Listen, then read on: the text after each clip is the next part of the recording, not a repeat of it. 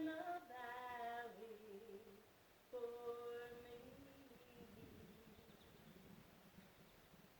Well, the bank will be gentle and the wolf will be tame, and the lion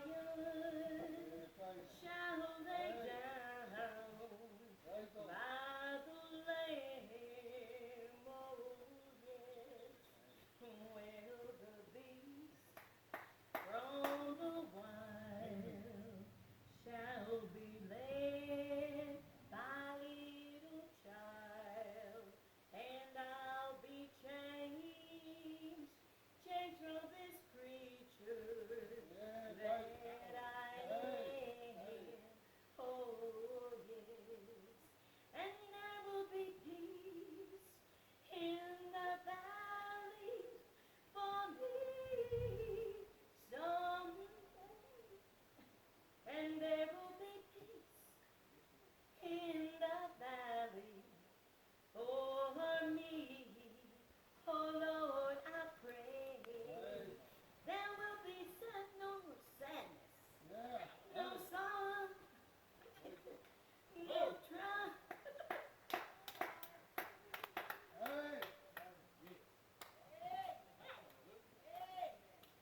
And there will be peace, peace in the valley for me.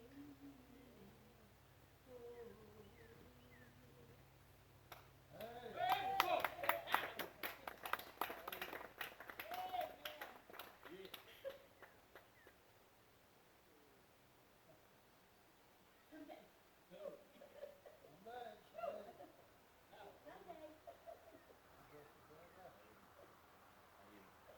Someday, it may be someday soon.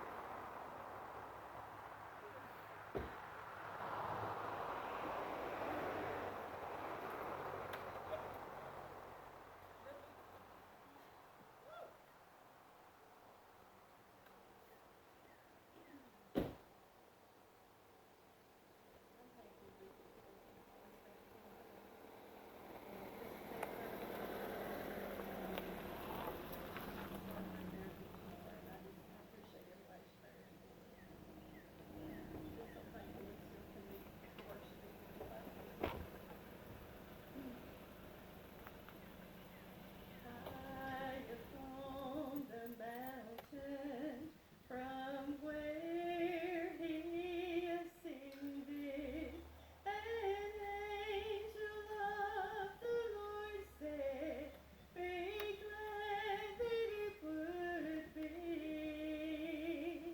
He said, don't stand here grieving, for the one that you see leaving in like manners coming back for you and me.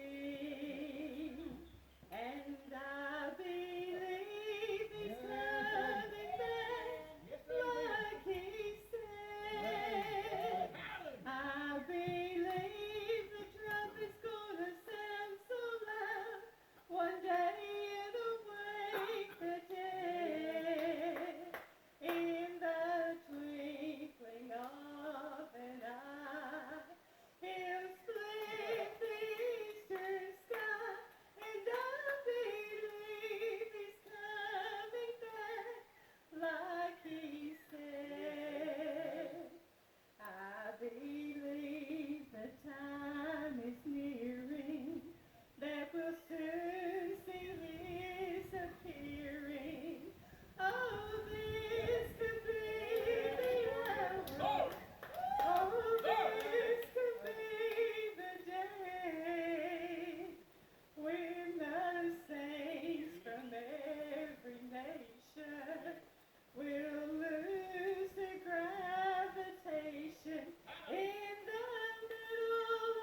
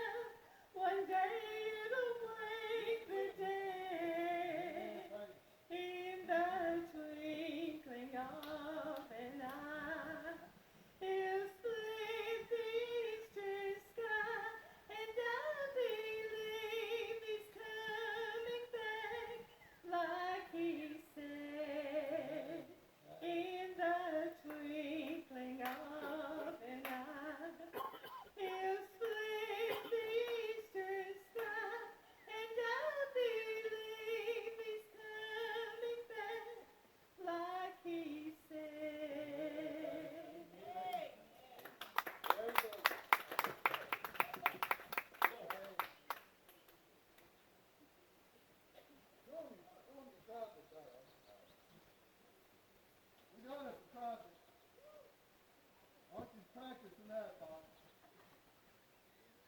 I'm not going to blow it right now, but we do have one of these. And it comes from Israel, and it was made, how do they say, kosher?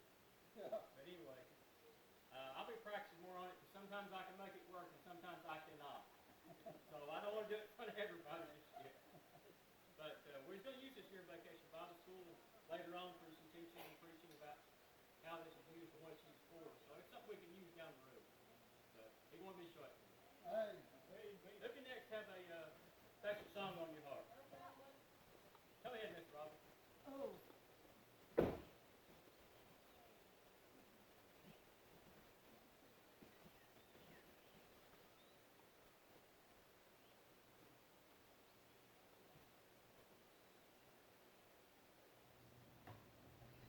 Good morning, good morning. Isn't it beautiful? Just beautiful. And the Lord's put this on my heart this morning, and I haven't done it in a long, long time, so. When God dips his pen of love in my heart, and he writes my soul a message he wants me to know, his spirit all divine fills this sinful soul of mine. When God dips his love in my heart, well, I said I wouldn't tell it to a living soul, how he brought salvation and he made me whole. But I found I couldn't hide such love as Jesus did impart. 'Cause he makes me laugh and he makes me cry, sends my sinful soul on fire. Hallelujah, when God dips his love in my heart. Sometimes though the way is dreary, dark and cold, and some unburdened sorrow keeps me from the goal, I go to God in prayer. I can always find him there to whisper sweet peace to my soul. Well, I said I wouldn't tell it to a living soul, how he brought salvation and he made me whole. But I found I couldn't hide such love as Jesus did impart. 'Cause he makes me laugh and he makes me cry, set my sinful soul on fire. Hallelujah, when God dips his love in my heart. He walked every step of Calvary's rugged way to give his life completely and bring a better day. My life was steeped in sin, but in love he took me in. His blood washed away every stain. Well, I said I couldn't tell it to a living soul, how he brought salvation and made me whole. But I found I couldn't hide such love as Jesus did impart. 'Cause it makes me laugh and it makes me cry, sets my sinful soul on fire. Hallelujah, when God dips his love in my heart. Hallelujah, when God dips his love in my heart. Amen.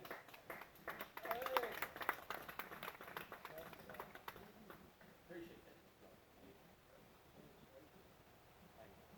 Let us have a special song or a testimony on your heart this morning.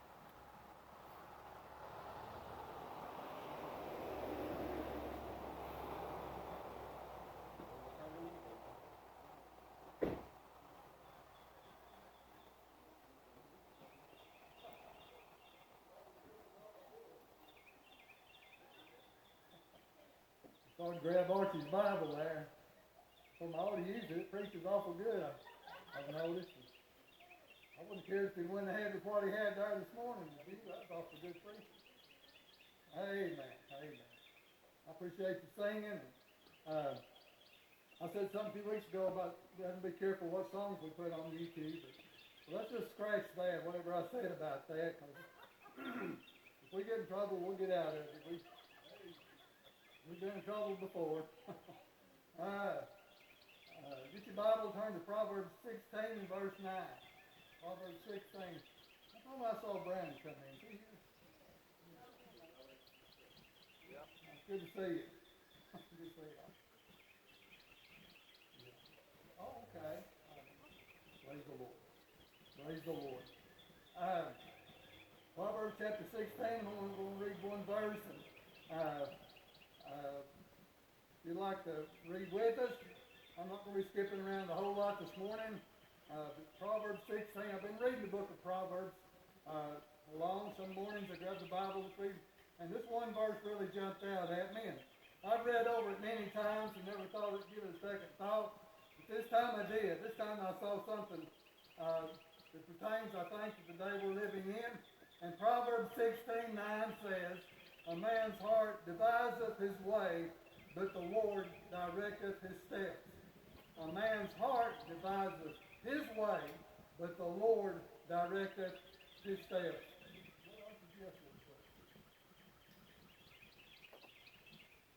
Our Heavenly Father, again, Lord, we thank you again for this opportunity to be here on this wonderful Sunday morning. Lord, what a wonderful atmosphere, Lord, you've given us this morning. Wonderful singing, wonderful testifying, Lord.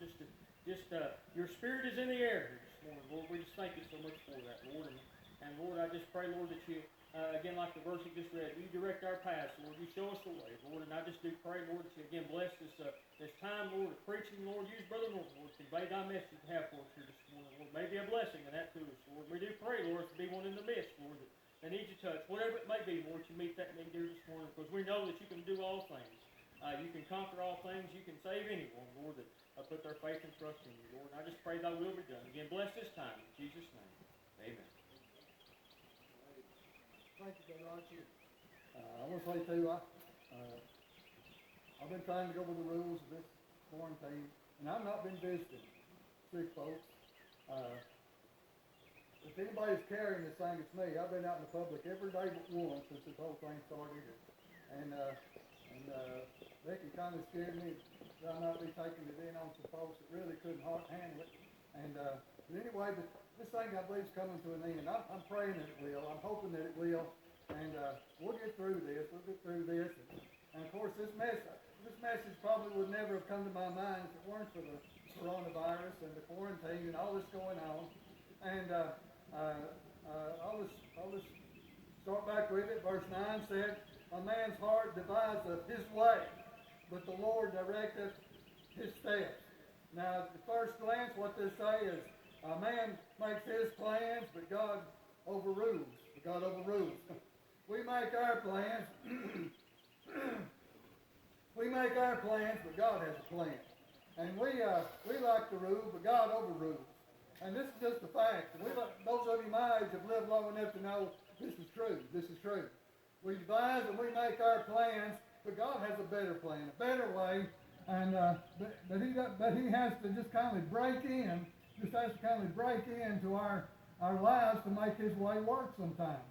And let's just go back through and look at what it really says here. It said, "A man's heart deviseth his way." A man's heart. A man's heart deviseth. And that word deviseth, I'll look that up. What does it mean to devise? And it means to plan. A complex procedure. To make plans by a complex procedure and by careful thought. And so we, in our own thoughts, we make plans of what we're going to do, of what will please us, of what we think we need, and we make our plans and we think them through. And of course, we ask God to bless our plans and God to come along beside us and assist us in our plans. But sometimes God doesn't do that, does He? What we find here, it says a man's heart devises his way. Now, it doesn't say that man's heart just makes plans, but it says his way. His way. And that's another word that stands out, because we all want our way, don't we?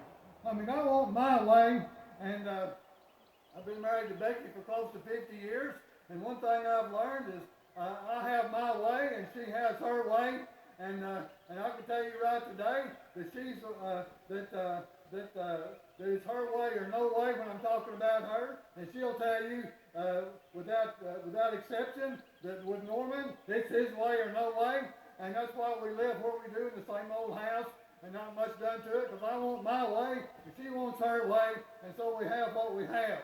And we could have so much for us. People would just compromise a little, but we want our way, don't we? You may not agree with that, but I'm telling you the truth. We all want our way, and God sees that, and that's why the Bible says what it says here. It said a man's heart deviseth his way. I'm glad Becky ain't here. Boy, I just go away. I may hear about it anyway. I tell you, I can't say nothing she don't find out. Debbie's pointing. Well, I'm not the only one. A man's heart deviseth his way. So we make our plan and we want our way. But the Bible doesn't say, a man's heart deviseth his way and the Lord directeth his steps. It says, but the Lord directeth his steps. His way, and it says the Lord, but the Lord directed. What does that word direct mean? That word means, I looked that up in our dictionary. The word direct means to control operations. That means that we have our plans and we want our way, but the Lord, folks, is in control of the operations. He's in control. That word direct means to govern. It means to manage. And so we have our plans and we think we're in control. Sometimes something like this comes along and we find out we wasn't in control anyway.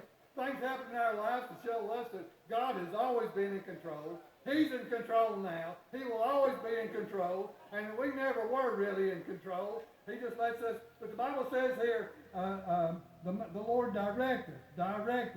He controls. He overrules. But a little bit farther than that, it uses the word direct. Directed. The word to direct. That word direct means to remove obstacles. And what I'm trying to say, God's got a better plan, and God has to work within us sometimes to remove the obstacles. If I say I'm taking a direct flight from Chattanooga to Chicago, that means it's non-stop Chattanooga to Chicago. That's a direct flight. That's the same word he's using here. God directeth our path. We carry too much luggage. We take too many side steps, whatever you want to call it. But God wants us to have a direct flight. And by the way, most of us grew up, my age group, playing the game Monopoly. And you knew what it meant when you picked up this little card. It said, go directly to jail. Directly to jail. Do not pass go. Do not collect $200. What does that mean? That means it's going to be a straight shot from where you are to the jail.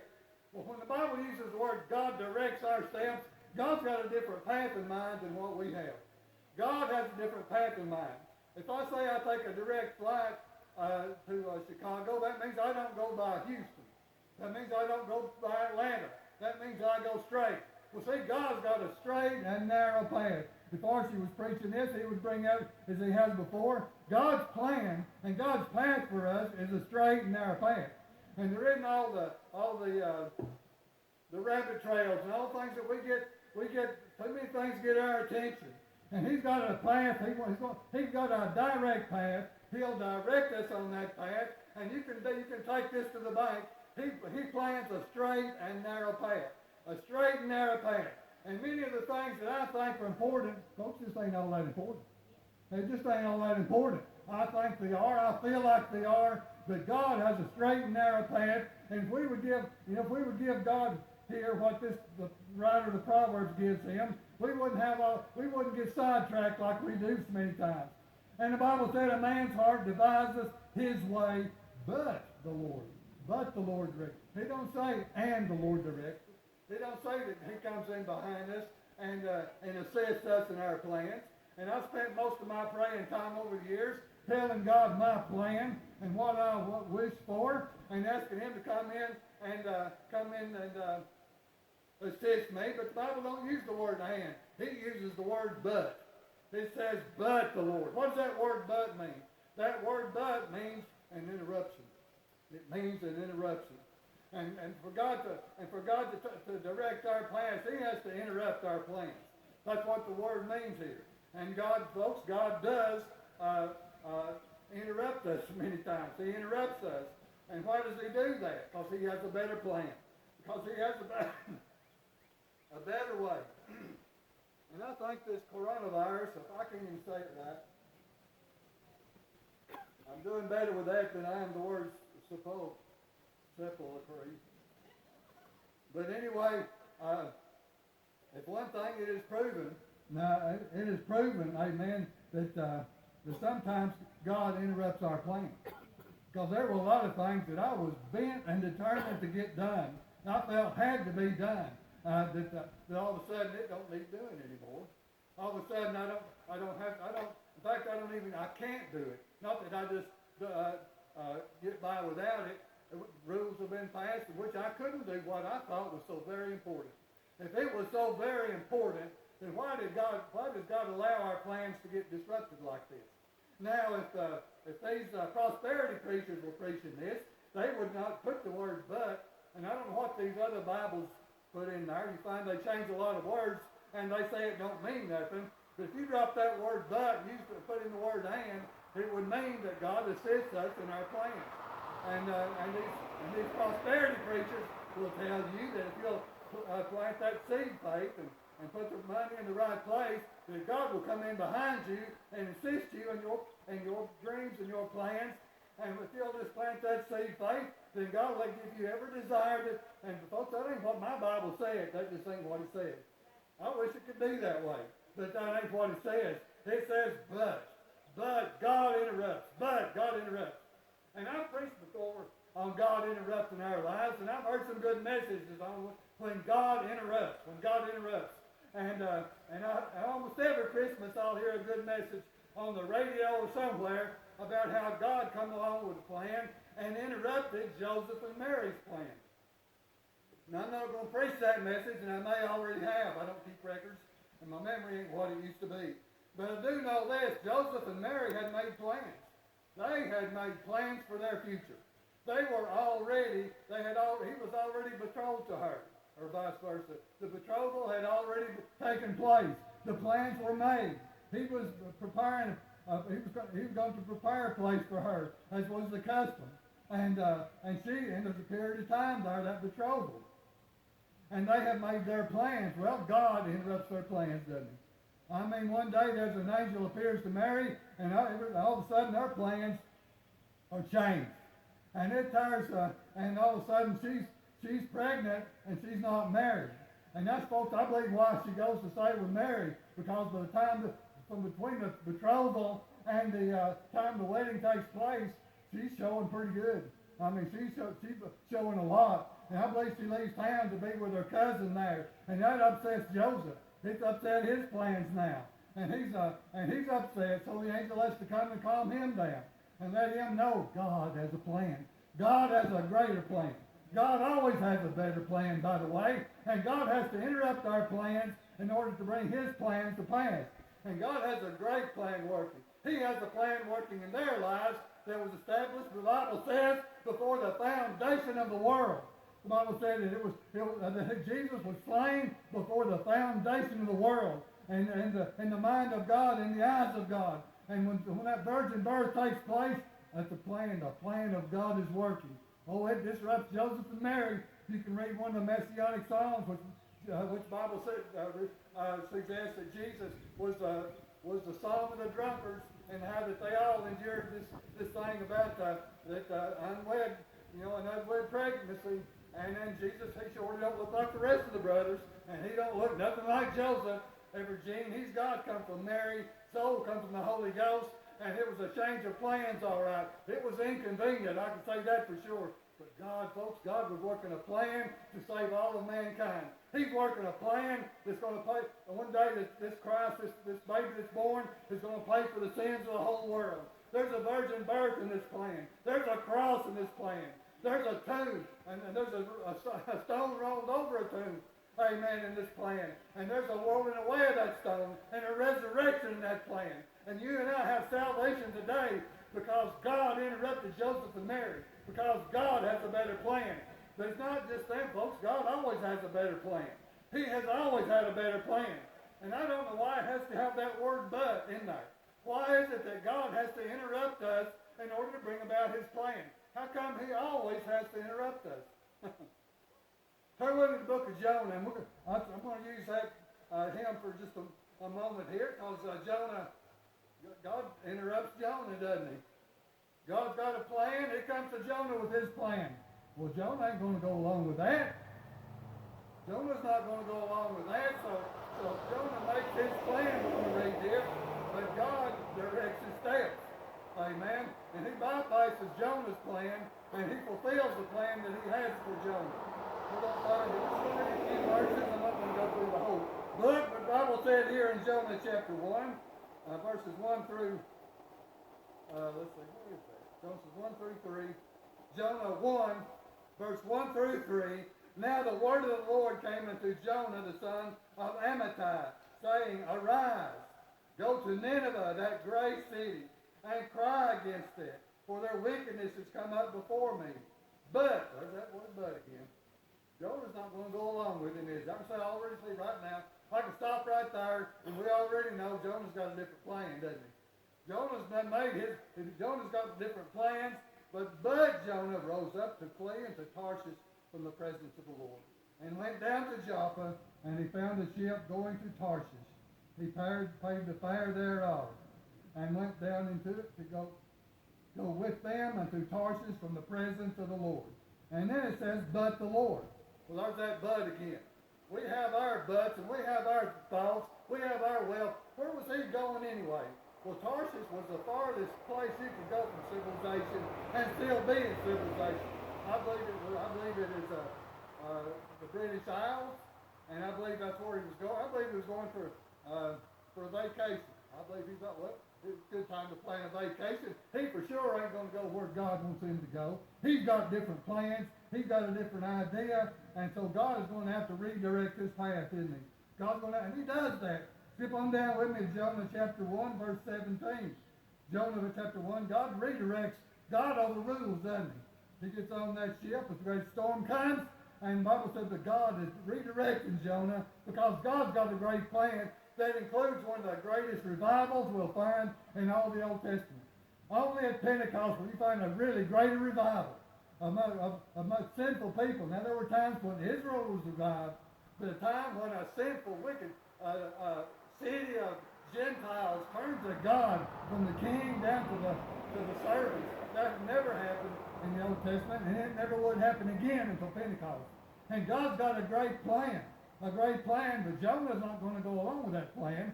He's done declared that he isn't, and God's redirecting his steps. And the Bible said in verse 17, now the Lord had prepared a great fish to swallow up Jonah. And Jonah was in the belly of the fish 3 days and 3 nights. Well, that's what we feel sometimes when God interrupts us, don't we? We feel like that same way maybe. The Bible says in down in verse 7, and here Jonah gets right with the Lord here in this, and Jonah sees